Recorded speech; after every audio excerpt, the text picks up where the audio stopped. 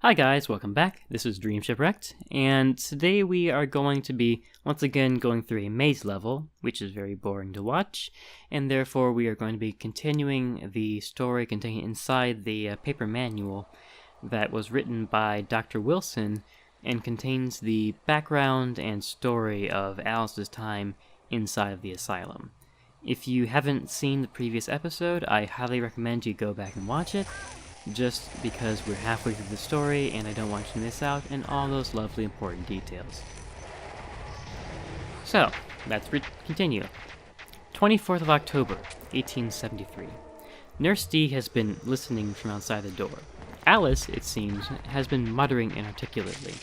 Though no one can understand her, it's likely she's been addressing the one-eyed hare, which is the toy that she got in the last update, by the way. 26th of October, 1873. Her case is not overly remarkable, at least not when compared to the countless other patients that live within these walls. I'm not minimizing her tragedy, the undeniable strain that comes from listening to your parents... Sorry, I'm screwing that one up. At least not compared to the countless other patients inside the walls. I'm not minimizing her tragedy. The undeniable strain is enough to set anyone's mind askew. Imagine the horror of hearing the piteous cries of your entire family, trapped in their burning bedrooms and being unable to help. Alice certainly heard such screams.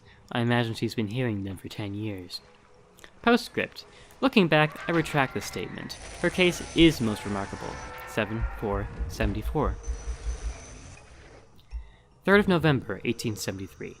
I hear the clock ticking onward, past midnight, and am suddenly aware of other sounds. In the barren pit of the night, the most disturbed minds are alive throughout the asylum. Alice isn't stirring, so I listen to the blood-curdling shrieks, the haunting clank of shackles, the insane groaning, insufferable babble and lunatic mutterings.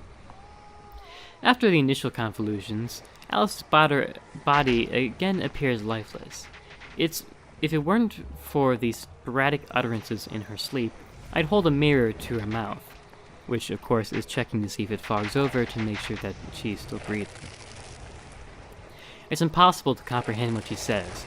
It sounds like "too glum" or "through him" or "boojum." Nonsense, really. Is it a person's name? A place? Or simply some conjuring of this raving delirium? I yell the utterance in her ear and prick her shoulder with a needle.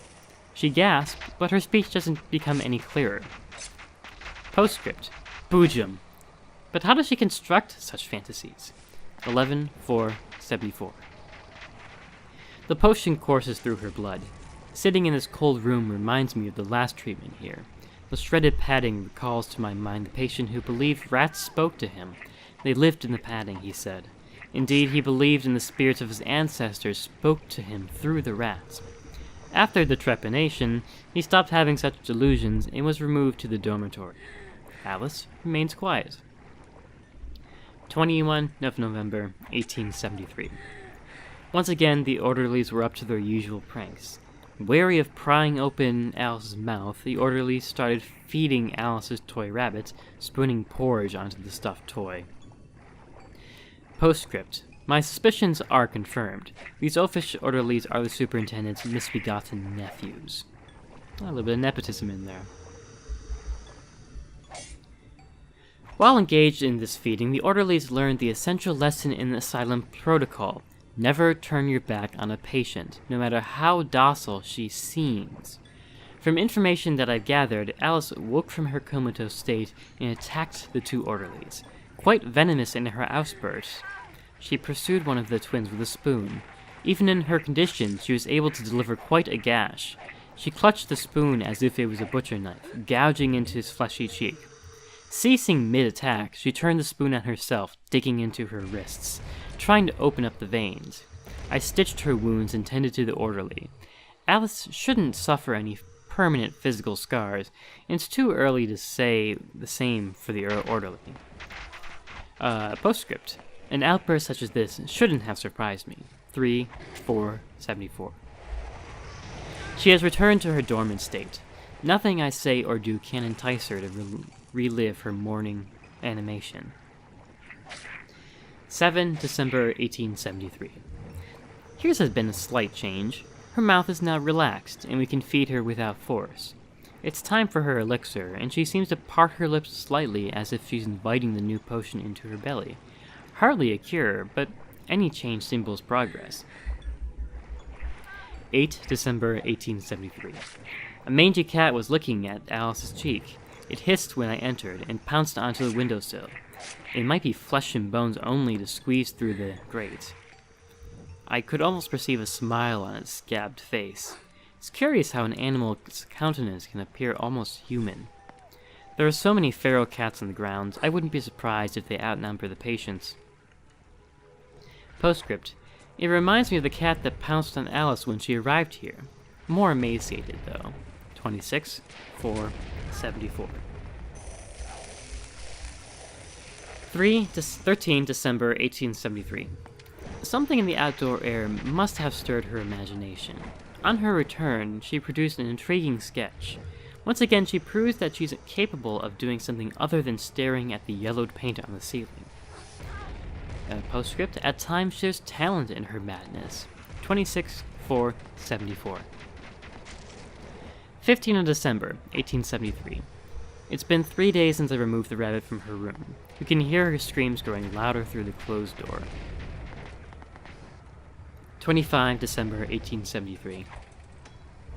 She has returned to her trance-like state, with one notable exception. Her mouth stretches very wide when anyone opens the room. Whether it's for the potion or for the food, she's definitely inviting more. Postscript. What she means by repeatedly whispering, "eat me" and "drink me" still eludes me. 23/7/74. 17th of April, 1874. Months pass, and still nothing. Nurse D, having lost patience with my treatment, insists trying to cure on her own. She stitched the rabbit together and tucked it into bed with Alice. This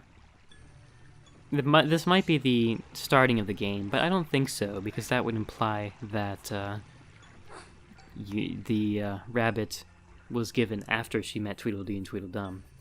But it's more likely that the initial rabbit in the opening scene is the first time that she saw it.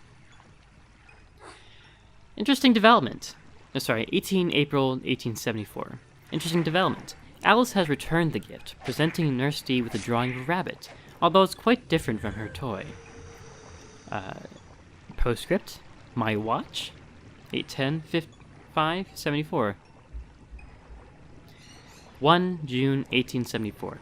Out of nowhere, and it's as shocking as a bolt of lightning across the sky of purest azure, Alice greeted me with a strange grin, and then, lightning bolt upon lightning bolt, she began to converse quite freely as we've been speaking to each other like this for decades.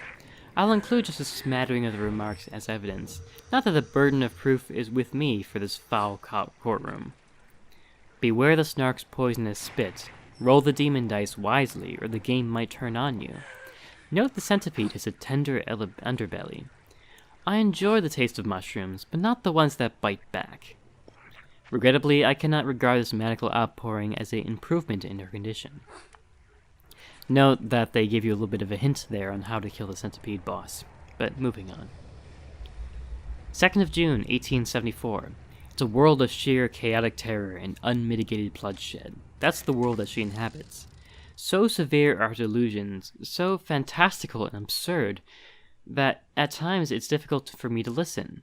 She speaks of nightmare realms where everything seems bent on her destruction. Gigantic bayonet-toting ants and flesh-rending flowers, carnivorous fish and fire-spewing abominations. The range of hellish creatures populating her world is dizzying.